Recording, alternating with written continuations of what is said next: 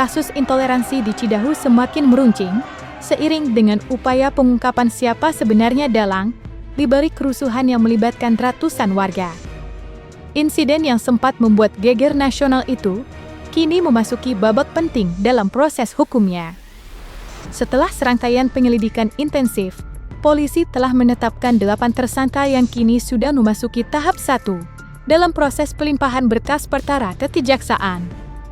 Namun, di balik penetapan tersangka tersebut, muncul spekulasi liar di tengah masyarakat. Banyak pihak meyakini bahwa 8 tersangka yang diamankan hanyalah pion-pion kecil, sementara otak utama di balik kerusuhan itu masih bebas berkeliaran. Lantas seperti apa penjelasan pihak Satreskrim terkait perkembangan kasus ini?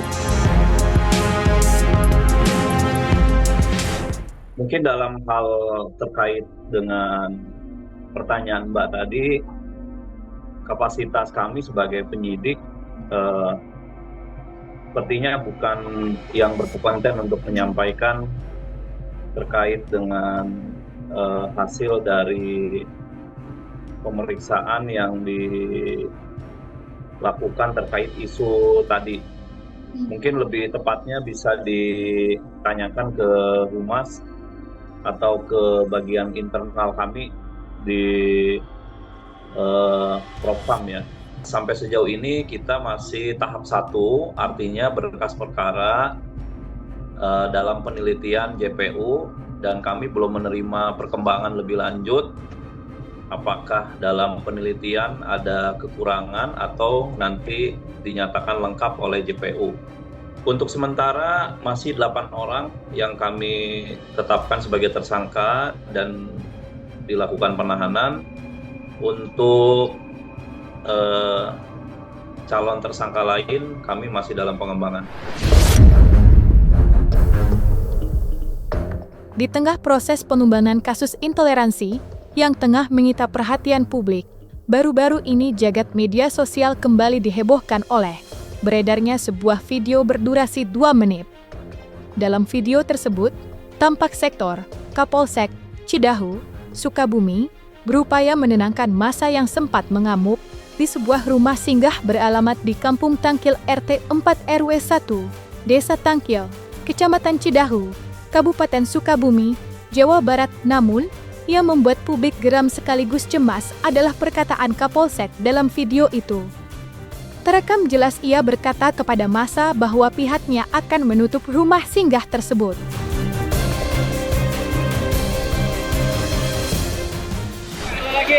Atas nama undang-undang, baik kepolisian, sektor Cidahu akan menutup tempat ini.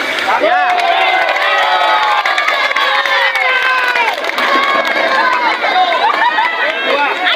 Rumahnya bersalah.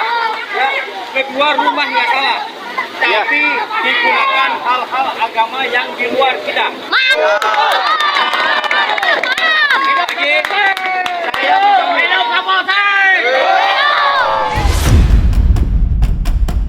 Tak tinggal diam, kuasa hukum kasus pembubaran retret pelajar Kristen, Subedria Nuka, mengambil langkah tegas dengan melaporkan Kepala Kepolisian Sektor Cidahu, Ajun Komisaris Endang Slamet, ke Propam Mabes Polri pada Senin, 14 Juli 2025. Pelaporan itu dilayangkan lantaran Nuka dan tim hukumnya menilai bahwa Endang Slamet justru ikut memprovokasi massa dalam peristiwa intoleransi yang sempat menggegerkan masyarakat. Berdasarkan video yang sempat viral di media sosial, terlihat jelas Kapolsek Endang menyampaikan pernyataan yang dinilai memancing emosi dan memperkeruh suasana.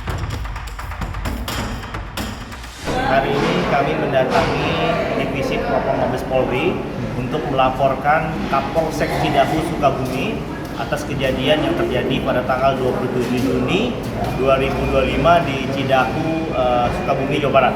Yang mana menurut kami menduga Kapolsek Cidahu Sukabumi pada saat adanya pembubaran retret di Sukabumi, menurut kami diduga Kapolsek AKP Endang Slamet diduga tidak profesional dan tidak netral dalam pembubaran. Bahkan ada kata-kata seorang Kapolsek pada saat pembubaran lagi kios-kiosnya massa, seorang Kapolsek kami menduga sampai mengatakan bahwa tempat ini atas nama undang-undang kami tutup. Dan kemudian dia juga menyampaikan seperti yang video yang beredar bahwa tempat ini telah digunakan di luar dari agama kita. Artinya ini menurut kami justru memancing, memanasi masyarakat sehingga masyarakat tambah keos. Seharusnya seorang Kapolsek yang bisa mengademi ataupun bisa mengayomi ataupun bisa menghadang pembubaran tersebut, menurut kami malah sebaliknya.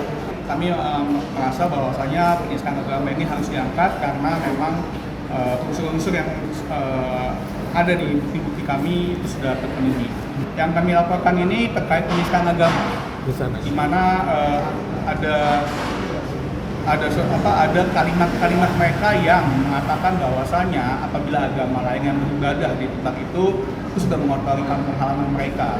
Jadi itu yang sangat berbahaya ya perkataan tersebut, karena ini kan agama apapun di Indonesia ini kan dijamin oleh konstitusi untuk menjalankan ibadahnya masing-masing.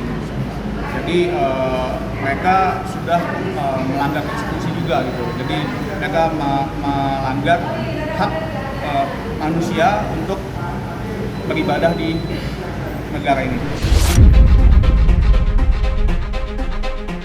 Pelaporan yang dilakukan kuasa hukum korban, Subradia Nuka, terhadap Kapolsek Cidahu mendapat sorotan luas dan bahkan memperoleh apresiasi dari sejumlah kalangan, salah satunya praktisi hukum kondang Deolipa Yumara.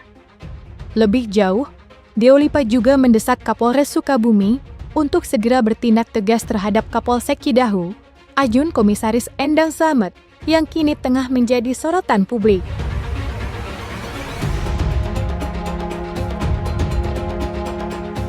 Sah-sah saja kuasa hukum korban kan, ini kan persoalan intoleransi di Cidahu ya yang dilakukan oleh masyarakat sana ya. Jadi korban atau kuasa hukumnya melaporkan Kapolsek. Nah, mereka tentunya melaporkan si Kapolsek ini karena mereka punya bukti-bukti, fakta-fakta, punya bukti video juga yang menggambarkan tentang keadaan penanganan Kapolsek terhadap kasus intoleransi di Cidahu. Jadi korban merasa ini Kapolseknya ini kenapa nggak kerja, itu satu paling, atau malah mungkin Kapolsek memprovokasi. Jadi karena hal-hal tersebutlah dan memang ada buktinya, akhirnya Kapolseknya dilaporkan ke Mabes Polri. Laporannya laporan dugaan mungkin dugaan pidana kan, dan satu lagi laporan mengenai prosedur kerja, mengenai laporan yang dilaporkan ke Propam ya. Jadi itu sah saja dilaporkan. Ya kalau ada laporan kan berarti kan ada ketidakadilan di situ.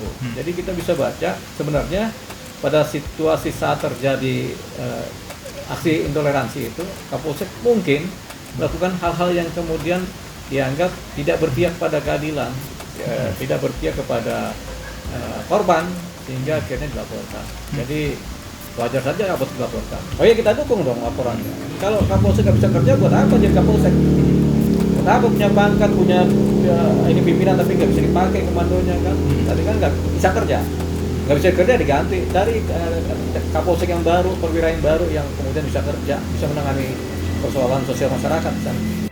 Kan sudah jelas di negara ini toleransi umat beragama adalah salah satu yang harus ditegakkan. Jadi kalau masih ada tindakan intoleransi, ya agar segera pejabat terkait khususnya Kapolda maupun Gubernur Pemda setempat segera bertindak. Kita masih pada saat rakyat kita hampir 200 juta yang miskin ya. Pada saat rakyat kita hampir 200 juta yang miskin, kalian masih sibuk bicara tentang bertindak intoleransi. Sungguh tidak masuk di akal ya. Lihatlah negara-negara maju, otaknya itu mulai dong dicuci ya. Mulailah toleransi. Itu aja pesan saya.